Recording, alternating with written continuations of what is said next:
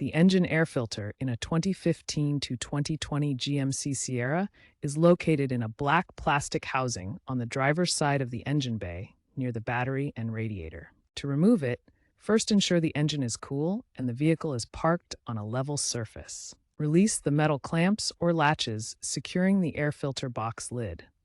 There are usually 2 to 4 of them. Lift the lid to expose the old filter. Note the filter's orientation. An arrow usually indicates the airflow direction toward the engine. Remove the old filter.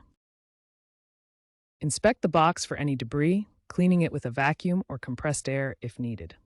Avoid using water. Insert the new air filter into the housing, ensuring the arrow on the filter matches the airflow direction towards the engine. Secure the air filter box lid, tightening the clamps or latches without over-tightening. Close the hood. Start the engine to check for proper operation and listen for any abnormal sounds. If your Sierra has a maintenance light, reset it via the dashboard. Dispose of the old filter responsibly, recycling it if possible.